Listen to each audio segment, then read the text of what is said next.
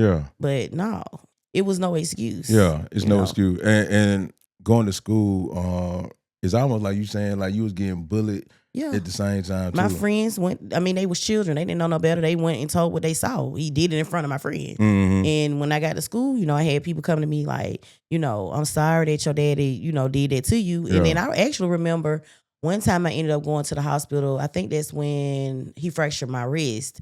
And all I remember is all my friends, this the neighborhood, the kids coming running. And they was right there at the ambulance. I had to go in the ambulance. And they were just like, bye, Didi, we sorry. And what age again? What age I was in? I was in 6th grade. I'm sorry to hear that. It's okay. Because it's just like, no, I don't think a boy or a girl should have to deal with that type of abuse, man. Like, yeah, this is my first time really going in debt.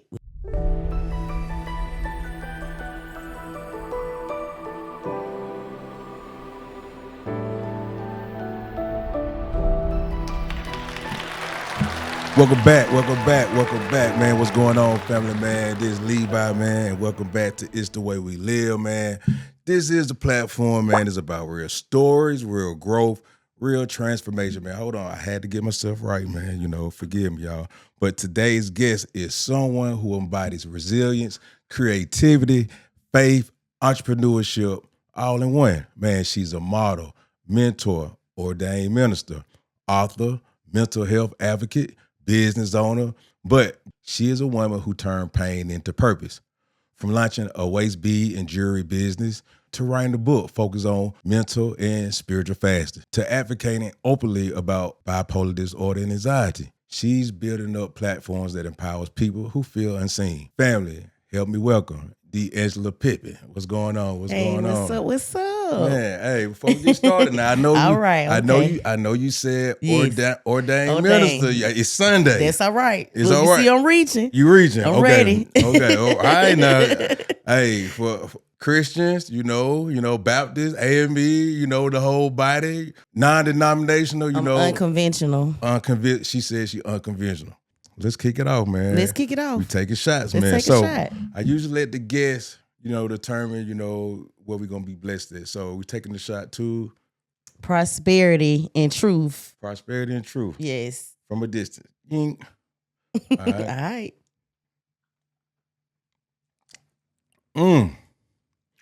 Kevin Hart, man, he got his thing going. Real good. Smooth and ain't too much. Hold on, I thought you was a bar. I thought you don't need no chaser. Just a little sip. Just a little sip. I'm still a lady. Still a lady. Okay. You like me, you have many names that you may go by. You told me, government DeAngela Pippen. Yes. Not kin to the real Scottie Pippen. No kin to Scottie Pippen. No kin. Okay. Good, because he a hater. He be hating on Mike, so good. Oh, okay. You know what I'm saying? But my father, my family, the Pippins, they moved from the South Bessemer, and they ended up moving to Chicago. Really? So my daddy moved back down here. Well, hold on. You said they was originally Bessemer, then they ended up relocating. They moved up north. So you're saying Chicago? Chicago ran them back down south? They said my daddy went in to play with in Chicago. I still got a sister up there. Real? A blood sister up there, yeah. That's what's up. Yeah. What part of Chicago? You know what? I don't know. I only went when I was a child. I haven't been up there. My sister usually come visit us down here. Okay. So Chicago's a beautiful city. And you said you been one time? When I was a child, like maybe 5 years old. Go as an adult. That's what. I know we see what we be seeing, right? From the news when it comes to the violence. But just like Houston, Chicago, got many. I feel like got multiple downtowns. So I feel like it's okay if she haven't. We offered her to, do you want to come down here? She said no, so it must not be too bad. Man, Chicago, man, that's one of my favorite cities. You would think Atlanta, Houston, New York. Nope, the Chi, like the downtown, one of the most beautiful downtowns I ever been in. But they got his ways too. But so you got DeAngela Pippen, D Pip. What else? They call me D Pippen mostly. And like I said, they go by Big General on Facebook. My Facebook name, D Big General. My partner, actually, she just, when we first met, she was like, you know, your name Big General because you be doing big things. And I was like, I guess. So I just kept the name, and that's what everybody call me now. Yeah. Okay. Okay. So basically, you run shit. I guess. Okay. So let's go back. You know, it's the way we live. We tend to like go back to, you know, from the beginning, and you kind of, you know, help us get to where you at today. So starting, you know, where you originally from in Birmingham? I'm from the West Side. But I'm a North Side born baby. Yeah. So what you want, West End, anything like that? 06. 06. Yes, our 20-year anniversary is this year. What do we know? So we did ours last year. I went to John Valley Middle School, so I'm in between. You on that road a little bit. Okay. Yeah. Okay. Yeah. Yeah. So going into I'm not gonna get too much into like, you know, where you from and stuff, because you got a lot of stuff going on when it comes to you as an individual, you as a woman, you as a leader, you as a health advocate, you as a individual advocating for the just African American community. Yes. How did you get to that point? As you know, as a child, because you know, I hear something like, you know, you been through certain situations with health, right?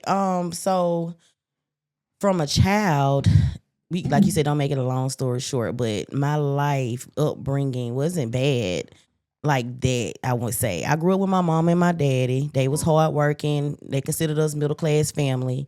But as I got older, I experienced abuse, emotional abuse, physical abuse, and that what molded me into who I am. I feel like I wanted to be the change that I wish to see. Right. I wanted to be the person that I didn't have growing up. Right. So that's what molded me into being who I am today. Okay, so when it says like abuse, you talking about like sexual abuse? You like maybe like verbal abuse, like just being talked about, or physical, sexual, and verbal. Okay, what age of your mom me asking? I would say probably like when you in the 6th grade, 5th grade. How old are you then? About 10, 11? Yeah. Speaking for women, because I know us men, we tend to be a little brutal growing up.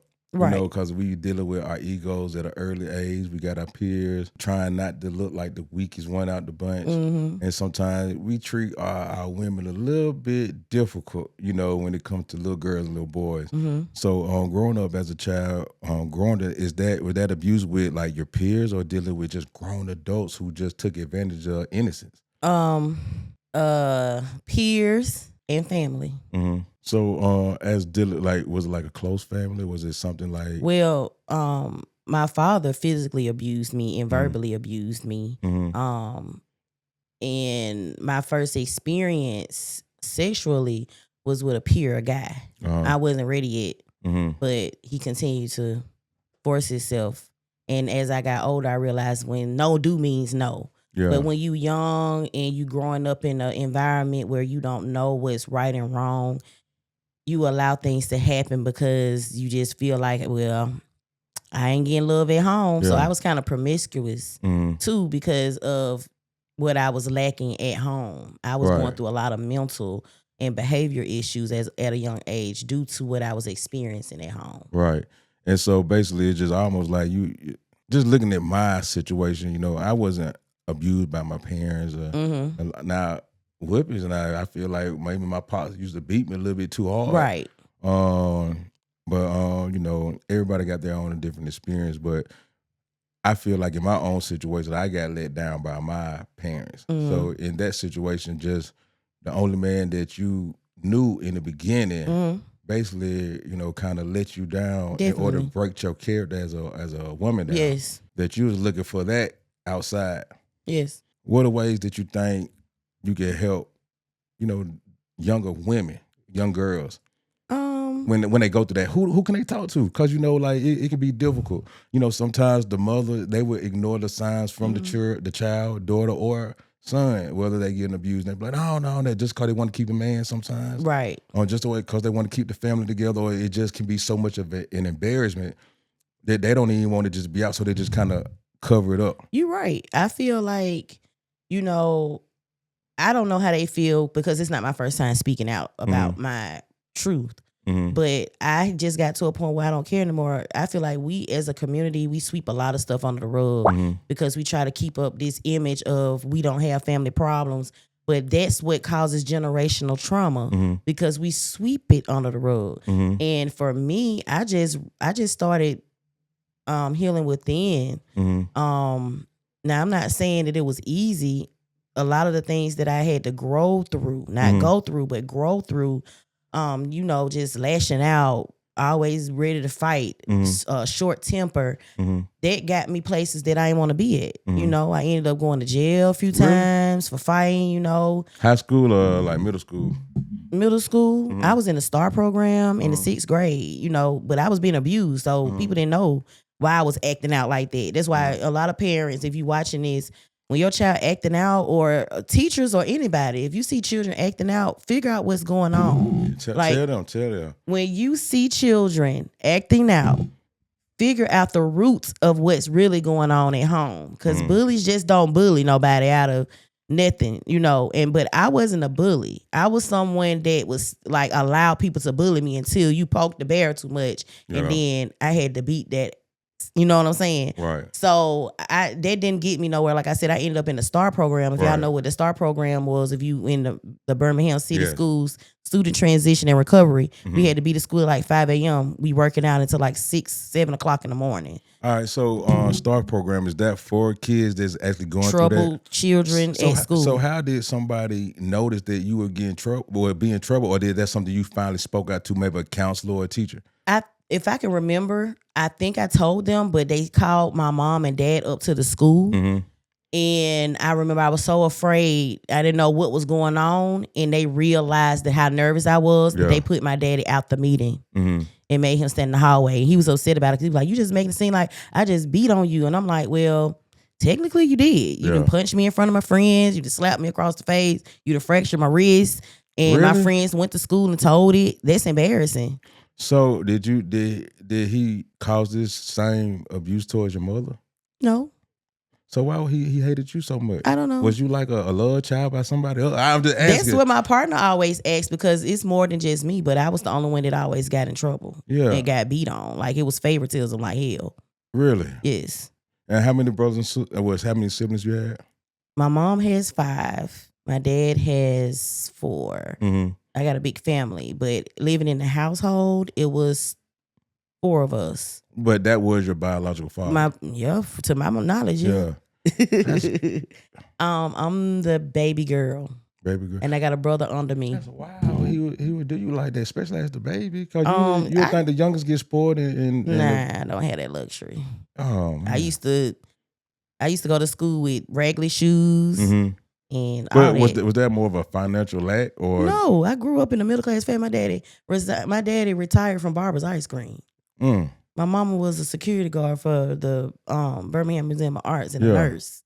Yeah, I grew up in a middle class family. We didn't struggle. I don't know what that is. Not to be funny. Yeah, but no, it was no excuse. Yeah, it's no excuse. And going to school is almost like you saying like you was getting bullied. Yeah. At the same time, my friends went. I mean, they was children. They didn't know no better. They went and told what they saw. He did it in front of my friend. And when I got to school, I had people come to me like, I'm sorry that your daddy, did that to you. And then I actually remember one time I ended up going to the hospital. I think that's when he fractured my wrist. And all I remember is all my friends. This the neighborhood. The kids coming running, and they was right there at the ambulance. I had to go in the ambulance. And they were just like, bye, Didi, we sorry. And what age again? What age I was in? Yeah. I was in 6th grade. I'm sorry to hear that. It's okay. Because it's just like, no, I don't think a boy or a girl should have to deal with that type of abuse, man. Like, yeah, this is my first time really going in debt with. Yeah. And I can kind of see, where your drive and your ambition, but have you ever been in a situation where, you became the bully? Like hurt people?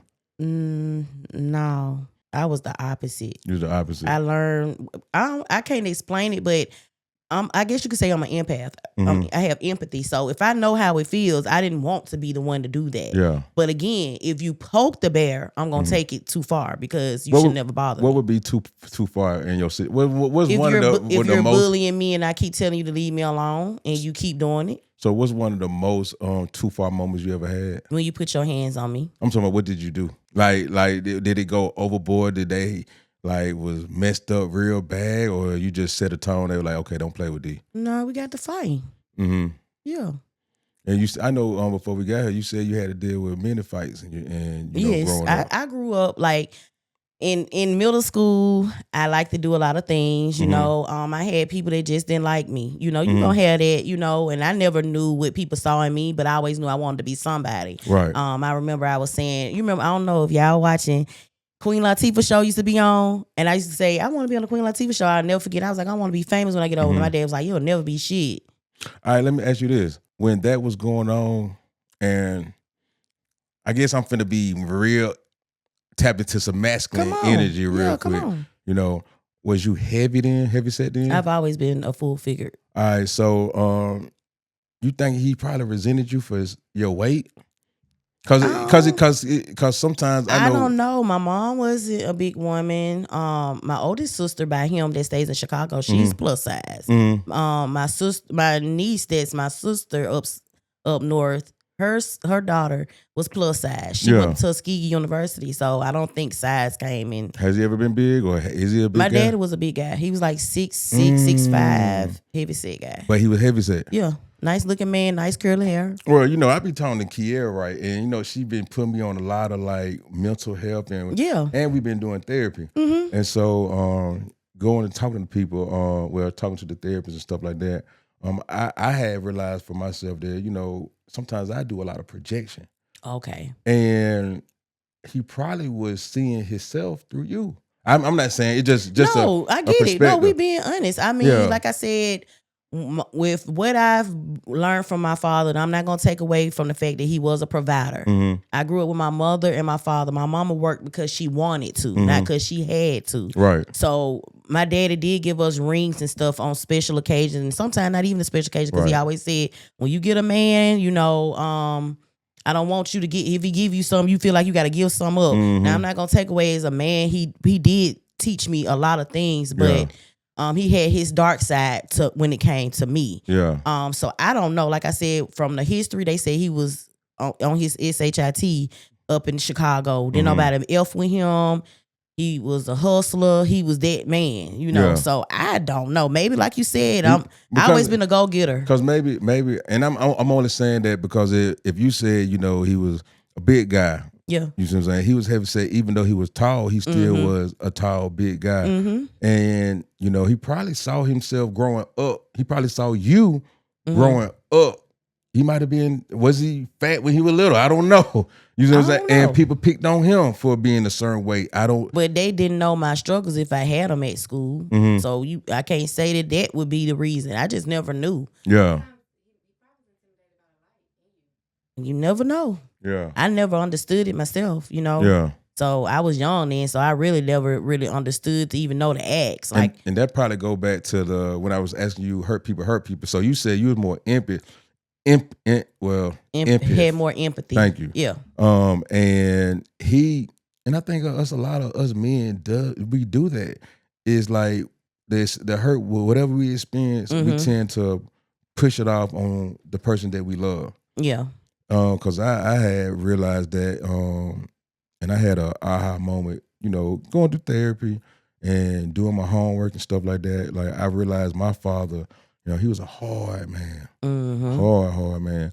And so sometimes, like, I project that onto others. Right. Dealing with my father, I had to, like, forgive my father and be on some stuff like, let me just break it down.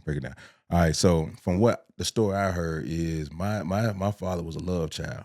Meaning, like, my grandmother, you know, stepped outside of her marriage and made him. So he received a lot of abuse from not his father, but his father through marriage. Right. And so what happened was he ended up being shipped out to Bessemer to his aunt. His aunt became his mother, which became my grandmother. Right. Essie Richardson. And so knowing that I know that now, I have a lot more grace for him. Like, he get on my nerves. No, I get what you're saying. He get on my nerves, but it's just I have a lot more grace for him because I get it. You feel me? So he's just that masculinity that just hurt people, hurt the people they love, because but that don't make it right. It don't make it right. You see what I'm saying? So I pray that he get it together.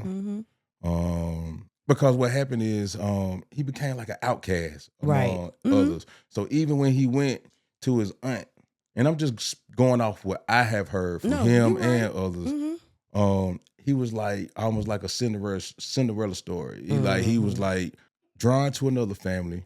This family got kids of their own, and he might be the favorite, even though he the nephew. Exactly. So now he getting backlash from his own family, and getting rocks thrown at him.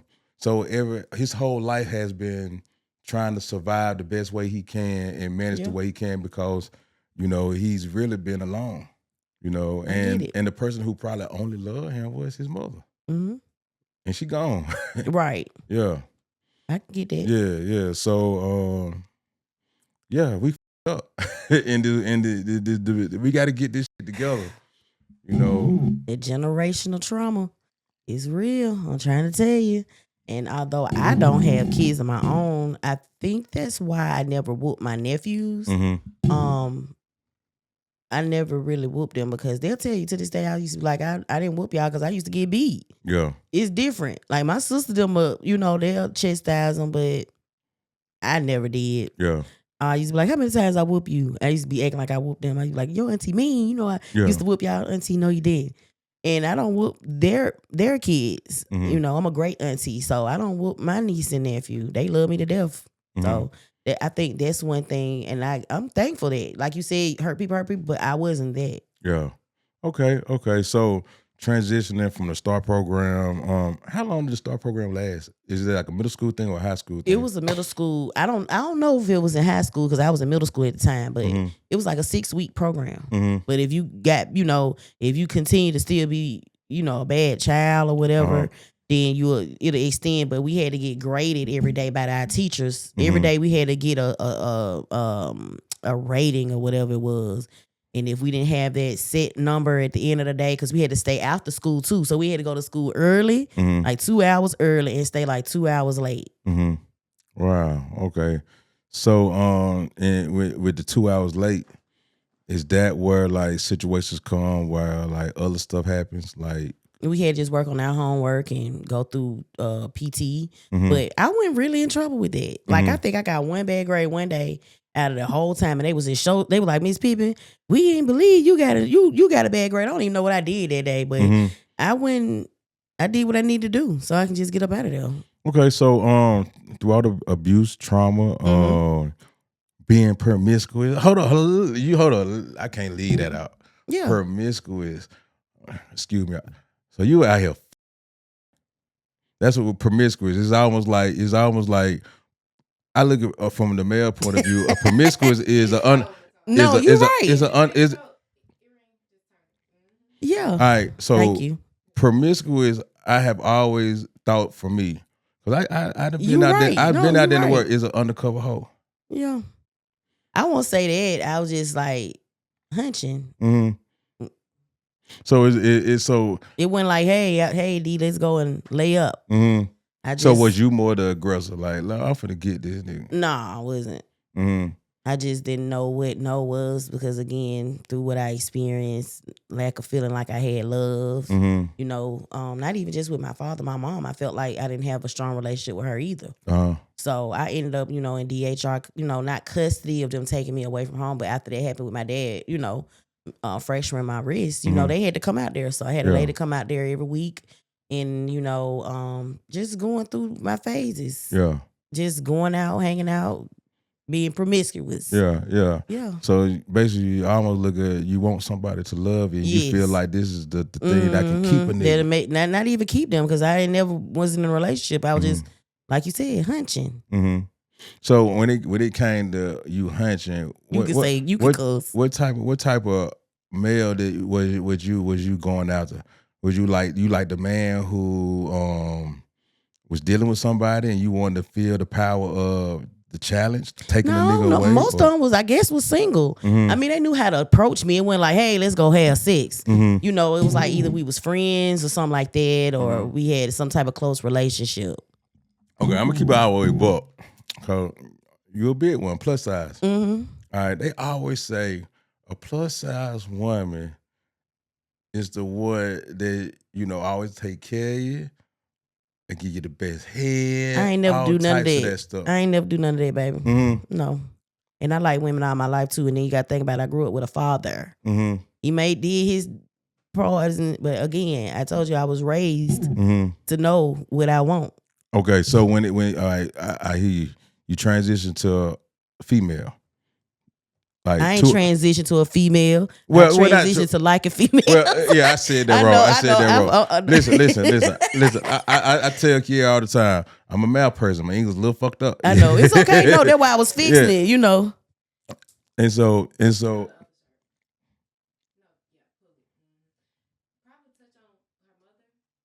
Okay, that's cool. Yeah. So I'm still laughing. So but basically when it come to hey, but it was a situation where it comes to like liking women. When did you feel like you like women? Because I feel like a female might get messed over by a male so much. Nah, I knew that I like women from the beginning. Okay. Like, okay, so when I was younger, my mom and dad was gone. I snuck in my daddy's room and I put the tape in, the XXX tape, doing something I wasn't supposed to do. I seen a man and two women having a threesome. I did not like the woman and the man hunching. I liked the two women. And I knew then that's what I liked. Do you got more masculine within than you have feminine?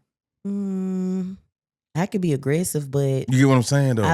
I like my partner to be more dominant than me. My partner is a Leo. She masculine presenting, but she's feminine, but she takes leadership. So you date a femme or a stud? She's masculine presenting, but she is a woman. She's a woman. She knows she a woman. She look like a woman. She thick like a woman. She got pretty hair. So you don't mess with the studs out here? I mean, I have dated studs, but I'm in a different level in my life. I'm, I'm 38, and older. So I've been with this person for like 4 years. Okay. So y'all going real steady. We going very steady. That's what's up. What's up. Like I guess Keith said, touching on your mom relationship. You did mention that you didn't have really a great relationship with her. Yeah. Can you explain that? My mom wasn't a mother that like abused me, but I feel like she could have did things better as a mom. Like spending more time with me, doing more things with me. Because they was still, my mom and dad was married. So I feel like she could have just, did more things with me. I always felt left out when my friends used to go places with their mom. Yeah. I was like, well, I ain't had a relationship with my mom when she was either working or gone. So a lot of times I was just fending for myself or with my friends' moms. They just took me in, so that's pretty much how our relationship was. I felt like she wasn't as present as I wanted her to be. But as I've gotten older, our relationship has gotten way better. She's very supportive. In anything I do, if she can't come, she gonna sponsor it. But she pretty much be there in the physical too. And I guess over time she realized, I guess she just realized. Yeah. And then I've been always the type of child that's always been out there, like doing stuff too. And again, how many siblings? My mom has 5. 5. And dad has, was it 4 you said? It's 4. 4. So a total of 9. 5, I'm sorry. We just found out we had another sister. So do you think maybe during your time growing up, like it was more like, because I like to play devil's advocate. No, like go give ahead. a different perspective. Maybe she was burnt out, tired, maybe trying to deal with kids or children. Could have been. Overwhelmed. She could have been, like I said, I wasn't a perfect child, of course. You know, I ain't saying I was perfect and they were just doing whatever, but I feel like a lot of stuff that happened to me, I didn't deserve it. Yeah. And it was favoritism. Right. I do feel like that because a lot of my other siblings didn't get whoopings Mm-hmm. and stuff like that. I only did. And they was bad too. So when you get your children of your own, or do you plan on having your own children? No. No, it's over with. That's it. Why? Adoption, anything like that? No, I got a little niece and a little nephew. Mm-hmm. Little great niece and little great nephew. They love me. Okay. They 4 and 2. I raised their brothers. I mean, they dad and they uncle. So yes. what if your partner decide that, like, okay, I want to do this? Would you support? She don't want no kids. Even so, do you really realize? Do you feel like what you decide today is going to be the same thing tomorrow? When that's me, like 5 years later. I can't predict the future, but right now, in the future, if I could predict it, I don't want no kids. Okay, is that because you don't want them to go through what maybe you experienced, or that's just what you just seen in your career? Well, actually, I was pregnant. Mm-hmm. I had a miscarriage working at my old job. I don't want to give them no shout out on him. Mm-hmm. But there was a lot of stress and, you know, dealing with life at the time. I feel like that caused a lot of that to happen. And also having being someone who has at the time they call PCOS. It's called polycystic ovarian syndrome. So we already high risk anyway. So that was it for me. I didn't never want to experience that no more. So it might be a situation if you do childbirth, you may pass away. Not me. The child. The child. Gotcha. I probably won't carry full term, but we ain't God. But that was my experience. I was almost 14 weeks, you know, so I'm good. But even then, I did feel like I wanted a child at the time because I was with my partner for like 15 years. And then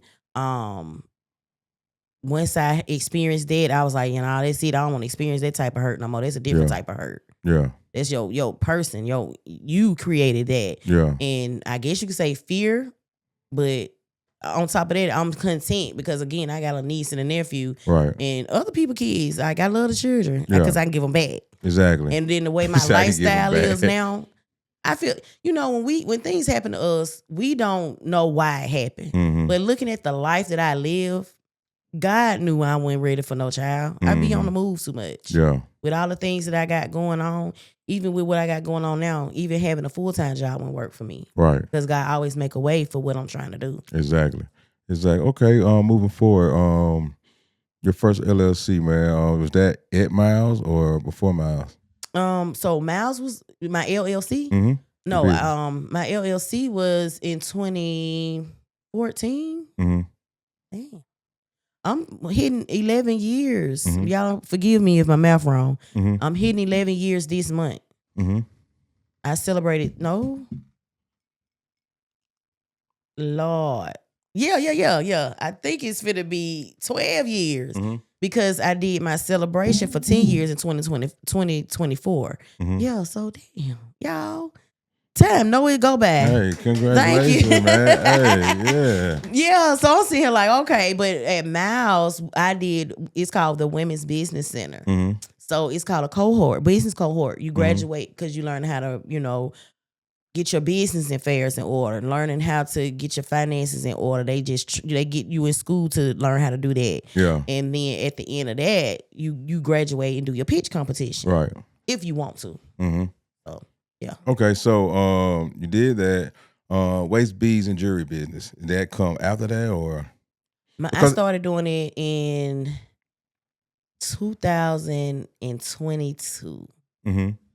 That came from, Lord forgive me, I ordered some waist beads from somebody and it took them so freaking long to give them to me. And I was like, I'm finna just start making my own. Really? So I started making my own. With your own string? Yeah.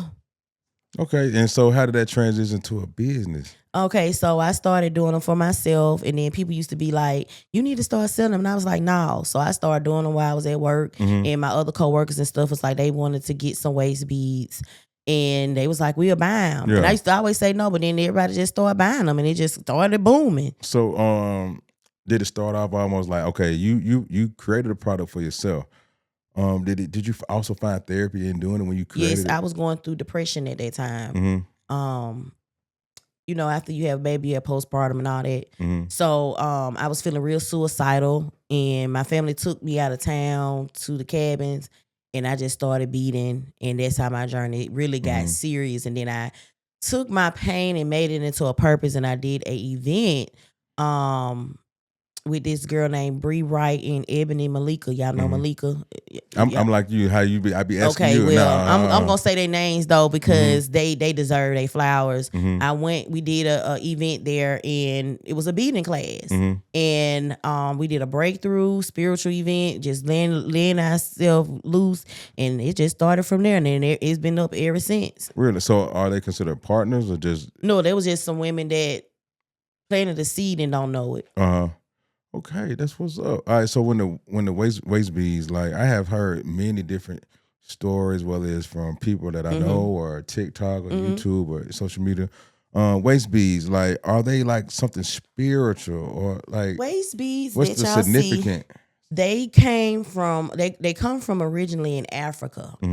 So waist beads are spiritual. They're rites of passage, meaning they pass down. So most women give their young girls waist beads at the age of 2. It teaches them responsibility. You got to keep those. They don't come off.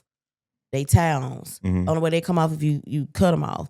And that teaches them to keep their waist in order. So when you gain weight, they get tighter. When you lose weight, they loosen up and drop. So even if you're not doing it for weight loss and you have the waist beads on and you at the table eating a little too much, let me cut that back.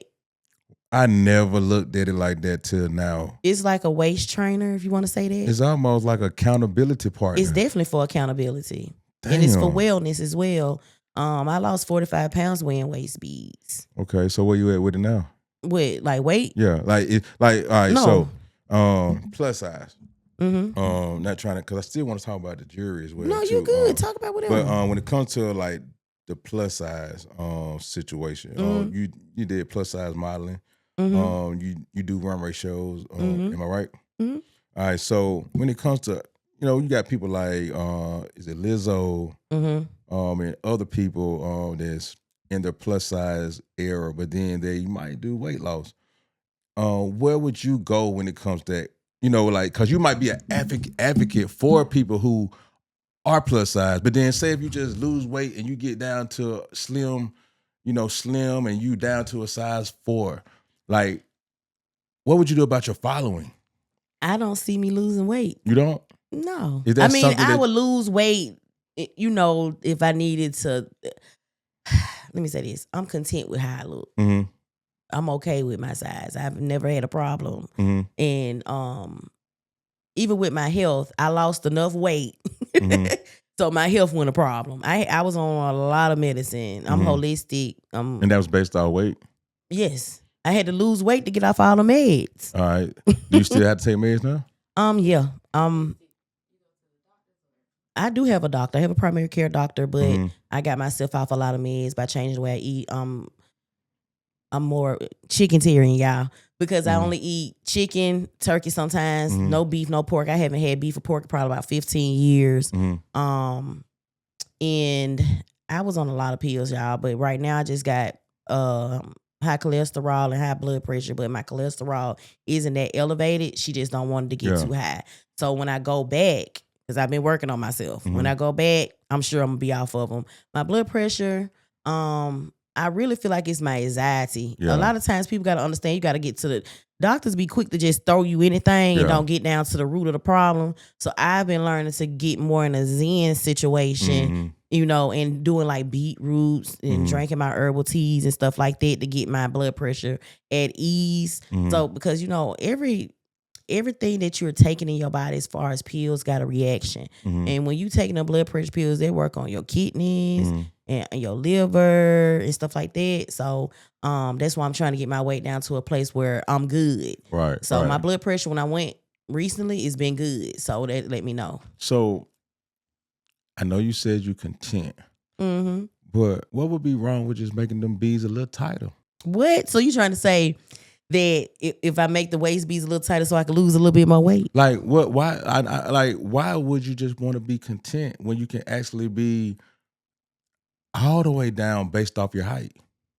So which route we going with this with you? No, it ain't even just a route. It's just like cause it's for me like I gain weight. Mm-hmm. You feel me? And I think I gained weight because of stress. Like maybe I think it was last month or two. I was like 204. Mm-hmm. I still on the thing today. Well, yesterday we were like 217. Okay. So, but I've been up under a lot of stress lately, and going through a lot of mental stuff, trying to keep everything balanced with what I got in my personal life. Mm-hmm. But at the same time, it's just like okay, like I'm not content. Like people say I'm not a bad size, but I know that I can be the size that for me, which for is you. like. Yeah, For you. Yeah, and so which is, but when I say for me, based off my height, Yeah. based off my age and stuff like that, so I'm like, why would you just want to stop at content? I'm not saying. Okay, so I've gotten to a size that's good for my health. Everybody don't have to. Big people. Let's get this straight. All big people are not unhealthy. Right. Okay. You can be. I know people that suffer from high blood pressure, high cholesterol. That's small. Right. You get what I'm saying? But I knew what caused my high cholesterol. I like to make cheesecake. Cheese. You got to cut that dairy out your diet. You know what I'm saying? So I know what caused that. Eating I love fried chicken hard. Going to the chicken spot. Wings are kings and all that. I knew those things is what caused high blood pressure. You get what I'm saying? So with that being said, again, I am content with my size. My partner is content. I don't have a problem with it. But I don't see me losing weight. I like where I am. Okay. Is it like because is that comfort or is that just because or could be comfort or fear? Like I'm projecting. Yeah. Okay. You could see it. We leave it at that. Baby, she said, hold on now. This girl that told you. One time he like, you don't want to make them waist beads tighter? Look, that's why I'm like, where we going with this conversation so I can know what I need to do? No. Well, he did say that though. He was like, cause with me, But yeah. But okay, so waist beads. So when you did waist beads, I see they end up, going into creating jewelry. And we talking about diamond dancing, ain't it? Diamond dancing, like you do it like I know you say you shout out Floss Mac. You do his, pieces. I make jewelry based on the client's budget. A lot of people do prefer real jewelry, so I give them real prices. I do custom jewelry for anybody. I have people that want plated K jewelry, meaning it can last 2 to 3 years. With the proper care, I done had people that wore longer than that and it still look good. So it just depends on you. But how I got into doing other things than waist beads, this lady came up to me and she was like, "Can you make me some watch bands?" And I was like, "I don't do that. I just do waist beads." She said, "If you could do waist beads, you could do watch bands." So it sounds like somebody else challenged you. Yeah, basically that's how I got into doing it. People see something in me, and I just stopped saying I ain't. Well, I'm finna be no petty. What if I seen something in you when it came to the what you finna say? Losing more? But what would that change about me to you if I'm healthy? No, it's just a challenge. Just a challenge. Yeah. she tough on me. She tell the truth. I mean, but it don't bother me though. But that you saying this. Yeah, but I'm saying like because when you said if you could do waist beads, yes. I feel like what was the difference in that? But we continue to the jewelry. So when she said if you do this, then you could do that. Yeah, actually now that I'm thinking about it, I told her, I said they sell them on Amazon. And she was like, if I want an Amazon, I will order it off Amazon, but I want you to make it. And once I started making them, everybody was asking for them. And then I'm a perfectionist. So as I was, doing them, I started getting better and better and learning how they go. And I started taking my prices up because it's real tedious. And like I said, for me to get in custom jewelry, I really can't remember as far as like name-plated jewelry and gold jewelry and stuff. I cannot remember how I even got on that level, but I've been very successful. I'm able to resign. I was able to resign off doing this. Really? So you basically went full-fledged into your business and cut your 9 to 5 off because of waist beads and creating custom jewelry. Mm-hmm. So if I want to say, I'm like, man, I need like some real, I want them diamonds. Yeah. I want to just like I got my own vendor. I draw up my own jewelry. Mm-hmm. I know how to do my own molds. Bad. One of my goals is to be my own person, my own manufacturing, my own jewelry person where I don't have to go through nobody. Uh-huh. I actually recently reached out to a business here that does custom jewelry, and they seem more inspired by me than I am with them because I Really? reached out and I was like, y'all really fine, like what y'all doing? Mm-hmm. So hopefully there can be a collaboration and we can work together because they was asking me questions that I seemed like they was interested in, like, how do people, like, you really get people to buy from you? And I'm like, yeah. They were like, how you do that? And I was like, I just promote and I go out and meet people. Yeah. People got to understand social media, but word of mouth will get you way more footwork, your customers. I'm just saying my customers promote for me. Hey, you making me lose cool points here, man. My bad. I'm just saying my customers really. She over here like she probably was told she you. over here doing this. She must have been telling you to do that. Yes. Mm-hmm. Yes. Yeah. Man. Okay. So business. Let's go to purpose. Okay. All right. Mental health and ministry. Yes. Ordained ministry. Yes. What made you want to go into that? Well, like I said, I grew up in the church. When I told y'all earlier, my family, I have several church homes within my family.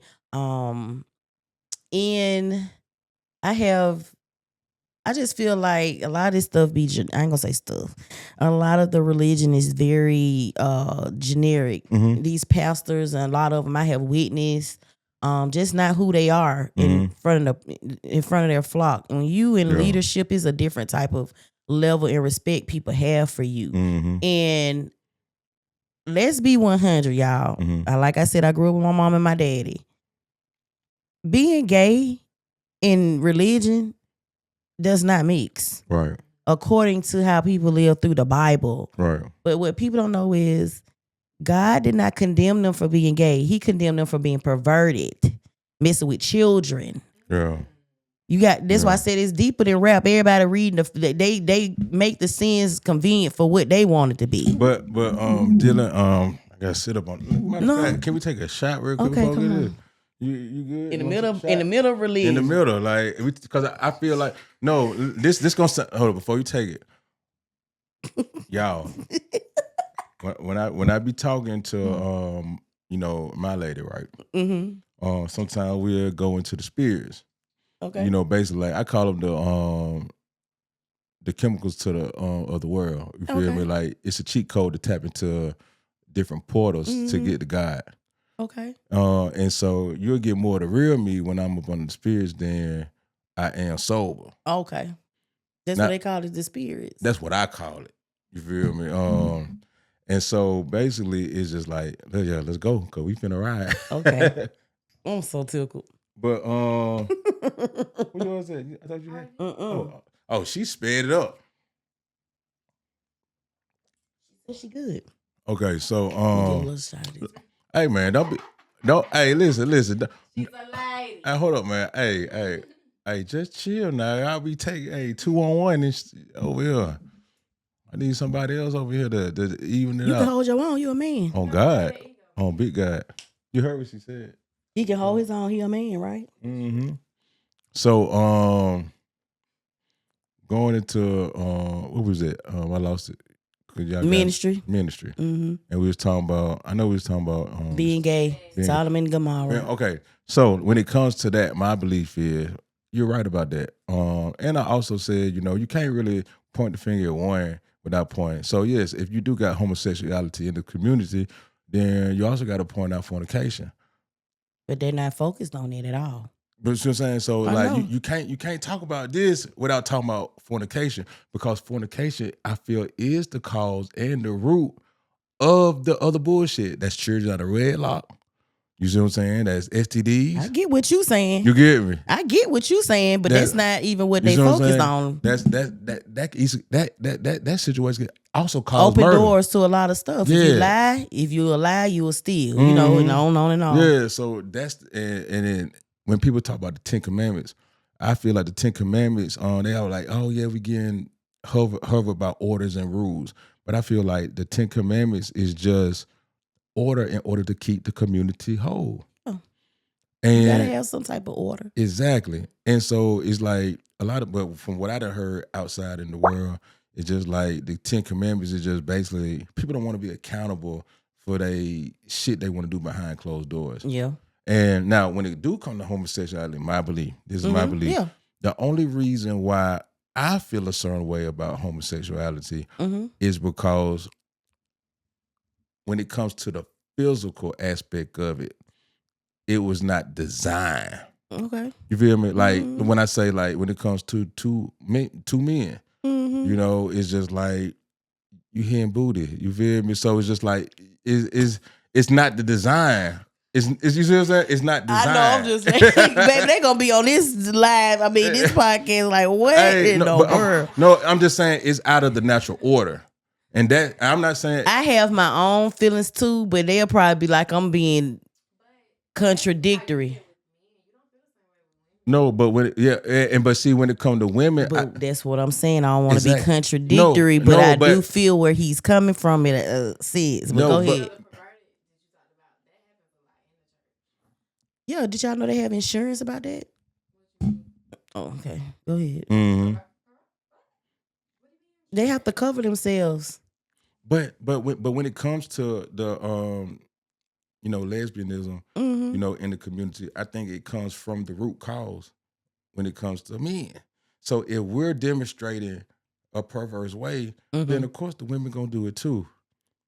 That's my perspective. Right. It's like you right to have your opinion. We're leaders. You feel me? So if we're not leading properly, then it goes accordingly.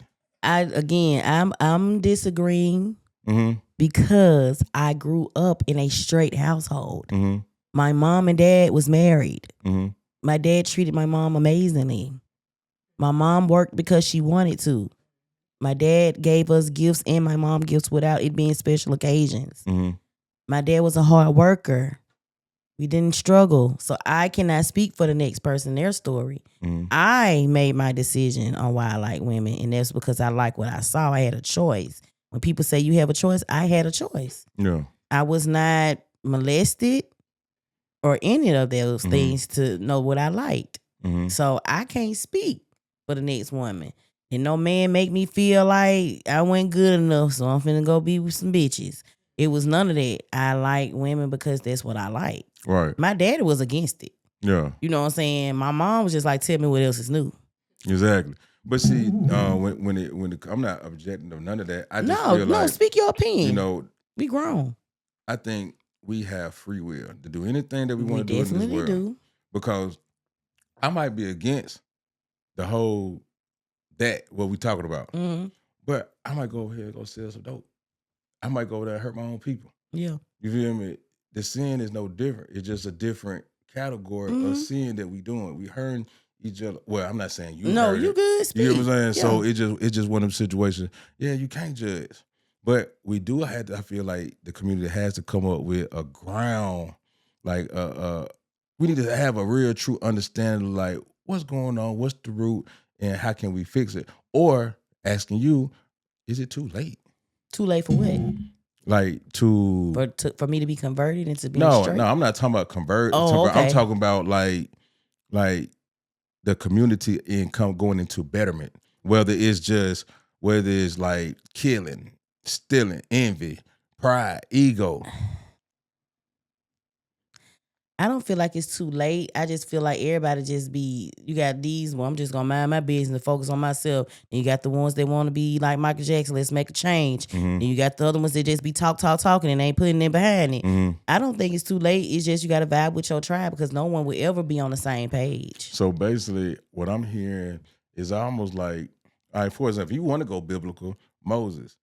And when he had to lead, his own people, they created a tribe. So basically, that's all. That's what I'm getting from what you just said. You have to vibe with your tribe because you stress yourself out trying to change the world. You got to change yourself, then you can change the world. Biggie. Hey, but yeah, like like I said, I mean, I understand where you coming from. Like I said, I grew up with my mom and my father. Mm-hmm. One of my siblings didn't agree with my lifestyle, but at the end of the day, you gotta do what's best for you and what makes you happy. Yeah. Outside of that, I don't put my lifestyle on my nieces and nephews. They never seen me, none of that, because it's about respect. Because you, again, free will. Let them make that decision. Don't put that off on them. Right. So I'm for that. Both my nephews straight. But see, and I can't talk about nobody because like one of my fetishes is two women. It's You most feel? people. Most No, men. but I'm saying but I'm one of them individuals like all of my ego. I be a situation where like, hey, I work so much, get you a girlfriend. You feel? So me? you into the poly? I'm not saying I'm into the poly. I'm just into. There's poly. No. Okay. I don't want a third. You just want your partner to have another companion when you can't perform like you want to because you tired. I'm not saying tired. Sometimes I just get out of high just sitting back and just looking at two women. So you like cuckold? What's that? What you just said. I don't know what no cuckold is. You sitting there relaxing and watching your partner. That's what it's called. Well, a show, I guess. No, but see, it just one of the situations. Just like I like my queen. I love my queen. I'm really in love with, you know what I'm saying? But I have basically created a situation in my life from the past where I have fell in love or I desire a certain situation because I experienced it. It's almost like you eat the fruit and now it's no longer unknown. Okay. And so it's just like I have the choice though. See what I'm saying? I can do it. But when I did it in the past, I seen the confusion, the disruption that it created. Okay. So now it's just like I know better and I know what it can bring. I don't care how much understanding you can have. It go cause confusion. Long as y'all on the same page. I feel like I don't believe that no more. I used to believe that. If you straight up with a person, let me tell you something. Like I was just telling my nephew last night, when you was straight up with a person from the beginning, they get them the choice. Like you just said, free will. My partner was solo poly, and by me accepting her, I am monopoly. So I choose to be monopoly because I am monogamous. She's solo poly because she may prefer to go date somebody else. But I know that. So that was my choice to accept her for who she was. Right. So they made me monogamously poly. You get what I'm saying? And it's an understanding. Even though since she been with me, she ain't went nowhere. But if she decided to, I gotta respect that because I knew that from the beginning. Okay. So going back to the ministry, how do you have to deal with people with that? Shit. When I came out as a minister, first of all, I was ordained non-denominational Universal Church, New Universalist, under a minister. I ain't gonna say her name because we doing all this, but when in the Black community, they rejected me. They didn't want to do nothing with me. They pastors didn't approve. I remember I was a part of a ministry event and the girl had me hosted on purpose because she knew my lifestyle. One of the questions was, how do you feel with someone gay going to the church? And the women on the panel was like, hell no. And then come to find out, one was used to be bisexual. Another one told me that she didn't want me to deal with her because of my lifestyle. Because, sometimes when you're doing events with people, they go check your page out or snoop your business. I've never been flamboyantly lesbian. You got to really go deep off into what I got going on to know my lifestyle. It's nothing that I'm keeping a secret, but that's not who I am as a person. Hey, I'm D. I'm a lesbian. No. Yeah. But I was rejected a lot. A lot of people didn't want to do ministry events with me, so I just started making my own ministry events. I haven't got no love for real from nobody in my city to accept me for what I am. Birmingham. In Birmingham. Really? Seriously. But at the same time, everybody behind closed door doing what you do. Everybody in front of the social media is for everybody. Love everybody though. But I've experienced the real them. It's a few of them that's popular that won't deal with me because I am gay. But God, you supposed to love all your people. It's actually a church right now that I really hope I have time to go to. The title is Homosexuality in the Church. How do you handle that? What do you mean handle? What you handling? Mm-hmm. That's the wrong word. Handle? Yeah. What you handling? We're not cattle. Repeat that one more time. Their title says, how do you handle homosexuality in the church? It's coming this month. Are you gonna be there? If I got time. You got time. I really want to be there though. Yeah. But I don't like the word handle though. Yeah. Well, like I said, I used to be phobia. Like when it comes to homosexuality.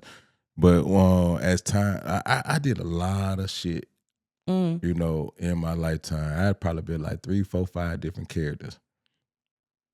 Basically just surviving through life, being through prison, and you just seen some stuff too. Yeah. Because I always been searching for like something higher, something more divine. And I just wanted to break barriers, you know, of my own family. You know, I wouldn't say curse, right? But I just saying like the way they wanted to do things, right? And I just like, nah, that ain't me. So I didn't fought, I didn't, you know, battle, you know, and right. I thank God, you know, for keeping me. But I me. respect you being honest though. A lot of people won't be honest and living their truth. Yeah, and so like I'm not a homosexual, but some of the best people I have came across in life have been homosexual. Yes. Like, you know, wanting you to win. Yes. You know, sharing the pot. Whether they lesbian or men. Yeah. And so it's just one of them situations. Who am I to judge? And I'm a judgmental man. No, I mean, you showed that. You see what I'm saying? But no, you're right though. Yeah, but yeah. I respect the growth. Yes. And it's just one of them things, like I said, like, we so focused on what people doing like that, but you know, I might lay my brother down because I got too much greed or envy in me. Yep. You feel me? I might, you know, manipulate a situation for the love of greed. Yep. And I might disrupt a whole good thing, or it might be something good, but the envy might manipulate to make it bad because I want it. I agree. You know what I'm saying? And that's why I said it goes back to men. And if men lead better, and we was talking more about this when it comes to like masculine energy and feminine. I was going to say, actually, most of the women was the ones that was in Egypt. Well, until leadership. But until I do my own research, you see what I'm saying? I'm open for discussion because It's the Way We Live was a situation where it's just like I am a know-it-all. I ain't gonna say I was, I still am, and that's okay. But I want to know more and hear, you know, things. I wouldn't say you're a know-it-all then, because a know-it-all don't want to hear nothing. Right. And so, I don't like them type. But yeah, going into that, so when it comes to you and the mental health though, and the ministry, so how did you? Because you talked about being an ordained minister, but then when you became that, you had to go through something. So the mental health, bipolar. How did you recognize that in yourself, or how was you diagnosed? I was diagnosed at a young age with bipolar and depression. I was probably like 5 or 6. I don't know what the science was for my mom. I do remember like in kindergarten, I had to go get tested for that. But as I've gotten older, I've always been resistant to meds because I worked in mental health, so I know the side effects. I tried to do meds, but I used to be at work just like a, like a zombie. And I was like, that's not my personality. This is me. I'm upbeat like I'm with you. Right. This is my personality. Like, I don't know no other way. So when my coworkers used to say, hey, you okay? And I'm like, yeah, but I was going through so much anxiety. And I feel like it was because I was going through my job. We try to we try to live a life that we think is for us, and it caused so much stress and turmoil. And I just started finding myself digging within, like what we were talking about today with the trauma that I was going through and not allowing me to be a product of my environment. So I started trying to get closer with the Most High God and just pruning myself out of those depression modes, because we hold so much in. That also cause a lot of mental health issues. Yeah. Being a strong person all the time. Yeah. Knowing you broken inside, you just showing up for everybody. I had to learn to start putting me first, and putting yourself first is not being selfish. You know, because if I can't pour into y'all, I mean, if I can't pour into myself, how can I pour into the next person? Exactly. And we always on go. I had not to cut you off. No, you good. Me and DJ A1, I think it was somebody else too. Bonnie Chanel, some of the first people I interviewed. I had a example, and a good friend of mine had ended up informing me about this. She was like, I don't know if this is just like a default God statement when I'm going to pour you, but you see this cup with this glass. People supposed to eat off the overflow. Yes. And what we be doing is we be pouring from a glass that we don't even have. Yep. And that's why we be running on fumes and stressed out and having anxiety and snappy at people. And I just learned this through therapy. Shout out to you going to therapy. Thank you. D Pippin, yeah. Yes. And I had to realize, like, in certain, because I'm a mean man.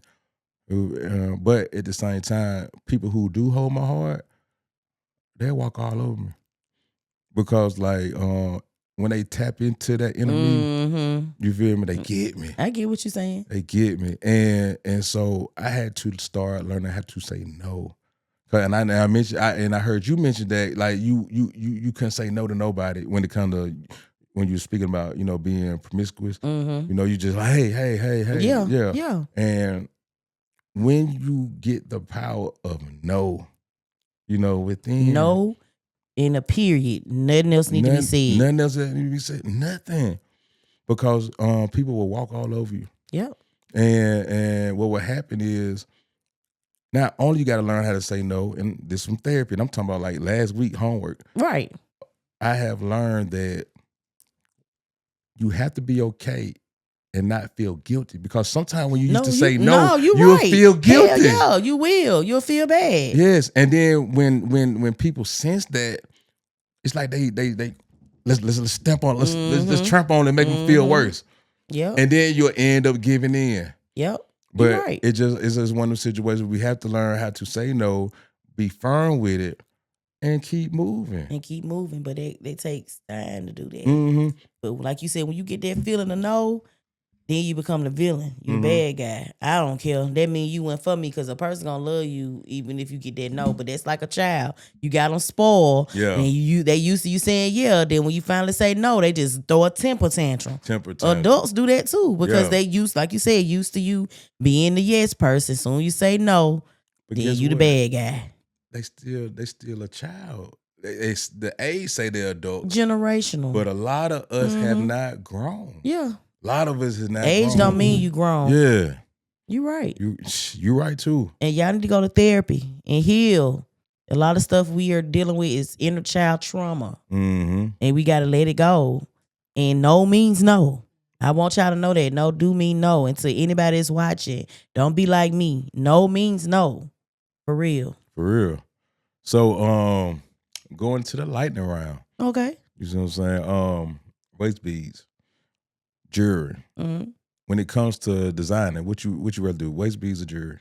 Design what your custom jewelry is. Waist beads.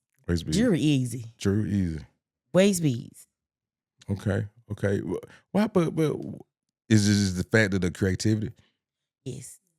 Okay. Because with the jewelry, they pretty much don't really. They have to go off of a catalog. They can't really. They don't really come up with nothing easy. I like a challenge. Like ask me to make a pineapple necklace or something. You know what I'm saying? They just see stuff they want. Hey, I just want my name. And I'm like, But with waist beads, when they give me free will and tell me what they like, I can just, and I like to work with my hands a lot too.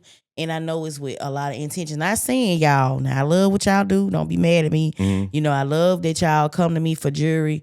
But what I'm saying is the intention behind waist beads is more than just fashion. A lot of women that come to me, they are going through a lot, like fertility issues or sexual, because men love when women wear waist beads. That's kind of why some parents be on the fence about their children. But I don't know. I had and this supposed to be the quick round, but I got to tap in. Go ahead. I have a stigma in my mind that every woman that got waist beads, they freaky. They on that spiritual, know, that's how society flow. Make it be. You feel honestly, me? I'm like, women that so wear freaky. waist beads really don't. Okay, I can't tell people what to do. First of all, but women that wear waist beads, only their partner and them supposed to know they have them on. I wear mine out because I am a walking billboard for myself. Right. But women do wear waist beads for their partner because it turns them on. They like how they look on their partner. Sometimes they use it as a handle. Don't do that because y'all gonna have to buy them some more. But if they break and you got them from me, let me know. They need the custom jewelry chain. It's strong, some real gold, and then put them beads around it. I'm weak. Then I'm put the beads around But no, but seriously, you might have tapped in or something. No, my string $50 a spool. If that string pop, I got a problem with it. Okay, I invest in my products. I do quality work. Okay, now I said, one little bead, I don't know, it might work, but some of them women, I'm telling you, I done had a lot of customers get them because they man like it on their women. But again, so basically, the women, the ones that I'm probably seeing or society has put a stigma on. Are they using it for manipulation in order to seduce? I feel like they are. That's why a lot of people are against it. They don't even like anklets, red lipstick. That's that old school mentality. But the people that are spiritual with it and using it for the right intentions. It's that intention word strong. Right intentions. I don't know if y'all seen that meme on Facebook when that dude was like, I got a girl with them waist beads and he was pulling on them and they was like stretchy. But that's not, mean, if that's what you choose to do, that's your privacy, but that's not something you're supposed to, because I done had people say waist beads is demonic. Really? Yes. Yeah. They consider anklets are. I think you go back to intention. Because me and Kiara was talking about the word good morning. Because okay. Go ahead. I know what you're saying. And so you got some people like, you got some I ain't gonna say lame. I ain't gonna say lame. But you got some people be like grand rising, rising, you feel me? On both ends, because I done had it from. I'm sorry, I feel like grand rising. You toxic. but listen, I have got it from the feminine energy. I done had them grand rising king type shit. Yeah, I'm like, nigga, I'm falling, nigga. I ain't no king right now. I'm a peasant. It ain't funny. It's just that grand rising. I'm like, now when y'all start saying grand rising? Exactly. Like y'all just started doing it. But the reason why I'm saying that, when we come with attention, me and her had a discussion about the intention of words. So Definitely. When we say good morning, you see, so morning sound like sadness. So they feel like, you catching the spell of being sad on a person. But you put good in front of it. So it could be tears of joy. Yeah. But it's all about the intention or the heart. Yeah. So now I have, for me, I'm not speaking for her, I'm not speaking for you, I ain't speaking for the community. I'm speaking for me. My intention with words, I don't care about no spelling, care about none of that shit no more. When my heart in the right place and I'm speaking something on you, it's coming from a good place. Exactly. So if I tell you good morning, I'm saying good morning because you woke up today. A new day, yeah. You see what I'm saying? It's early in the daytime. But listen though, and I'm finna go deep with this one. Deep. I might sound crazy or delusional with it. But what if it's like, let's be empathetic like you said. And think of others. See, we saying good morning to us, but let's say good morning and be joyous of today because we could be in that grave. Yeah. So that's something to weep about because somebody died. Yeah. Yeah. Yeah. You ain't going too deep. You telling the truth. And I Yeah. just feel like nowadays, you see You had how to breathe on that one. Marlon Wayans them just like, we don't even care no more. Yeah. We finna come back out with Scary Movie 3, whatever, but this and that and the third. Society has made it to where you got to be mindful of every single thing. Just because somebody's saying Grand Rising, their intentions could be not good. Yeah. You know what I'm saying? So you just have to have your own discernment when it comes to people. And if I got to keep correcting myself when I'm telling you have a great day or the wrong, I don't be having time for all that being too deep off in it. I'm serious. I'm at a point where I don't let me tiptoe and hope I don't say the wrong thing. Please stay away from me. Please stay away from me. I don't have time, baby. Don't be monitoring my vocabulary. Ain't got now, time if you for talking it. negative over me, Exactly. the words of negativity, that's different.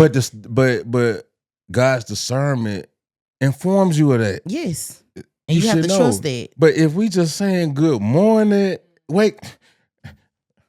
Oh, hell no. I ain't mourning about nothing. Like, what? Please, miss me with it. Take a shot. Come over here, sit in this chair. Let's heal. Let's see what it is. I will watch it. Get out of the temple. Yes.